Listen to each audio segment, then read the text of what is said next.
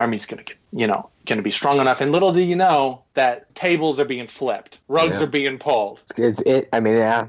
And then Ramsay just kind of takes the situation and he just, oof. I mean, I guess you could just say it was rough. Huh. But I guess jumping back on that point, let's talk about Ghost. I was a little worried that something was going to happen to him leading up to the big finale of the episode. I thought Ghost was a sacrifice. Yeah, I thought that's how it was going to go down. But I'm glad to say that it did not. No, and I loved just the little detail of how he noticed right before the resurrection of Jon Snow Stark Targaryen occurred. Johnny. So now I thought I was a firm believer in I believe in R+L equals J, right? I believe that Jon Stark is really the son of Rhaegar Targaryen and the rightful heir. Yes, and I believe that. I mean, I guess there's nothing to really show this, but I'm going to say that like he's a trueborn son, not a bastard. Like there's going to be somehow they had a maester there, and like it's a real wedding and shit. Because like, do we know when like the tower scene is in relation to the sacking of King's Landing? Because sacking of the King's Landing came after the Trident, and the Trident was where Rhaegar died. But no, that doesn't matter because it was 9 months after. I think it was after the sacking because it was down in the south somewhere, right? And that's where Ned had some of his men, and there was so like it doesn't even. Rhaegar may have never even left the city, but like say Lyanna, his new bride and pregnant with child, gets sent with 2 of the King's Guard out to somewhere in the Reach. Did you see the preview for next week? I guess not. I thought I did. What happens? Oh no, I'm just asking. HBO Now. Can I log in fast enough? There were set pics of what seemed to be the Tower of Joy, and there were clips and trailers leading up to the season premiere. And wait, what's the Tower of Joy being? Is that where Lyanna gave birth, or is that just where Ned finds her, where Rhaegar took her? I think no. Well, okay, so that's what it's called. That's what we're talking about. I mean, that's where I think she dies in childbirth. Like, I don't think anyone in that fight stabs her. Probably right? not. Like, I mean, Ned and like the guy from Howland Reed or whatever. Mm-hmm. Yeah, and there's no way that any of them attacked her. No way the Kingsguard were there to protect her. There's no way they did anything. So I'm confident she died in giving birth to Jon. In the previews for next week's episode, toward the end, there seems to be a moment with a young Ned Stark, not as young as the one we saw in this episode, quite a bit older, with Bran present. And I have to think, and there are soldiers, they're probably Targaryen soldiers or Kingsguard. And I have to think that in next week's episode, we are going to see, now that Jon is back, we are going to see the Tower of Joy finally and put to rest once and for all who Jon really is, which has been teased since the very beginning, since the second episode, I believe, is when Ned tells Jon is leaving with his uncle Benjen to the Wall. The next time I see you, we'll talk about your mother. I promise. So unless they had a conversation in death, briefly, they're not going to have that conversation. So we're going to have to find out in another way. And I think now that we've established these new rules for Bran is this kind of like the king of flashback, which I think is great. Believe me, I love flashbacks, and I think this style is handled very well, at least based on this episode, tonight's episode. Now, I will say with Jon's resurrection, I was kind of hoping what we were going to see was a moment that mirrored Dany's Mother of Dragons moment from the end of season 1. Yeah. I thought they were going to throw his corpse on the fire, and then Jon Targaryen was going to walk out of the flames. Yeah, absolutely. I mean, I was alive chatting you while I was watching the episode. I mean, yeah, that was exactly what I thought was going to happen. I mean, they were all for it. They really kind of hinted at it. So, I mean, they obviously had considered it at one point in the writer's room. So, interesting to see they kind of went the other way with it, kind of very minimal. But, I mean, thinking back to Dondarrion, that's basically what happened with him, right? Mm-hmm. So, I mean, rather than that witch's black magic, I mean, this is just how the red magic works. We don't get the big song and dance of the fire and the rebirth of the dragon. Well, in a way, like in a spiritual sense, if the Lord of Light did, have a part to play in John's resurrection, then you could kind of look at it as like a resurrection through fire. Absolutely. Just, on a spiritual level, not quite a literal, in a literal way, like Danny's ascension into motherhood of dragonism, or whatever we want to call it. And, I got to say that even though I wanted to see that moment, I wasn't really disappointed. The showrunners and the director, they really kind of drug out that moment with John just perfectly.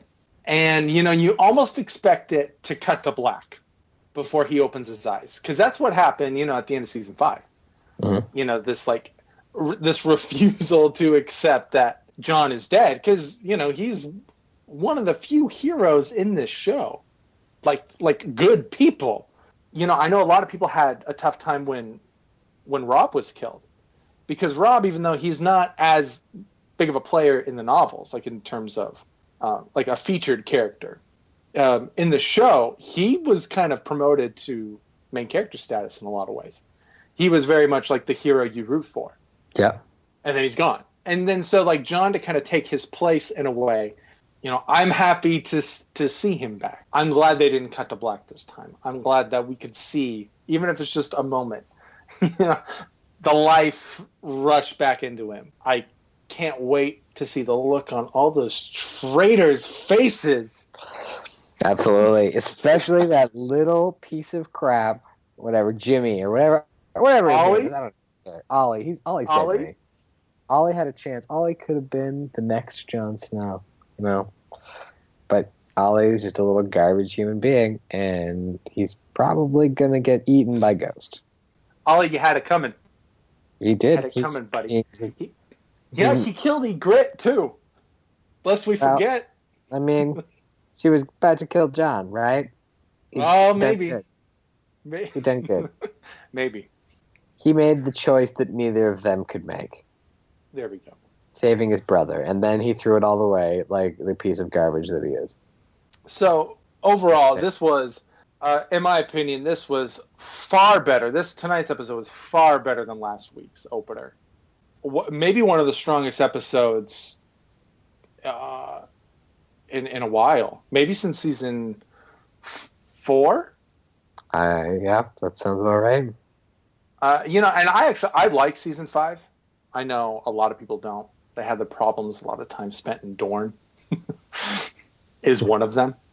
But yeah, for me, I struggle to think of a more recent episode that was as impactful as tonight's. And when all of these payoffs start popping off. Balon's gone. Now we have questions about the Iron Isles, the fate of this Kingsmoot, and now it's with Sansa with Brienne. What happens to Theon?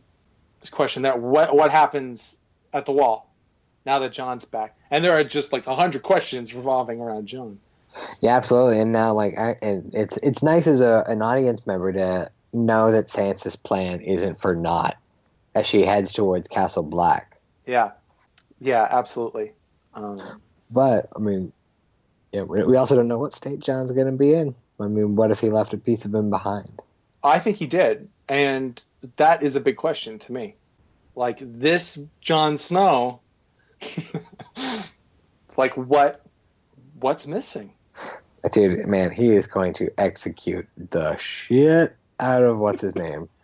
I cannot wait for the Battle of the Bastards when either I guess we've already heard it's going to be Jon in terms of like Mel's vision in the fire. It's going to be Jon at Winterfell and not Ramsay coming to the Wall. Maybe that can change, but that could be quite the moment. Is that an episode 9 battle? Yeah, Battle of Winterfell. And the whole of the North unites behind the Lord Commander, and just the wildlings and the remaining the remaining Black The crows. I'm getting chills. They just the king in the north. The king in the north. Oh, the king in the north. Lord John Targaryen. John Targaryen. I was reading something online, some speculation about another part of next week's preview. Someone approaches Ramsay and says, I have a gift for you. And Ramsay just like, his devilish grin, tears across his face. And there was some speculation that gift could be not Theon, like you might think, the obvious conclusion to jump to. But what if it's Rickon? Wow. And Ramsay suddenly has a Stark back in Winterfell. And now you have Rickon in the mix during like this, I guess, Battle of Winterfell that could be coming up with Brienne and Sansa and Jon, and maybe Bran will come flying in on a three-eyed raven. Yeah, wow, yeah, that's because we haven't seen him in forever. Yeah, we don't know what Asha is up to. Yep. Also, sad. Hodor used to talk. Yeah. I want to know more about that. Ned's great shame. Well, that's it for us today. Thanks for joining us, and we hope you enjoyed the show. Once again, follow us on Twitter at Joleedo, and follow us on Tumblr at joleedo.tumblr.com, and like us on Facebook. Remember to subscribe to us on iTunes or wherever you're listening. We live and die by your support. I'm Alex Lee, and on behalf of Jason Johnson and the entire Joleedo Podcast Network, thanks again for tuning in. And remember, winter is coming.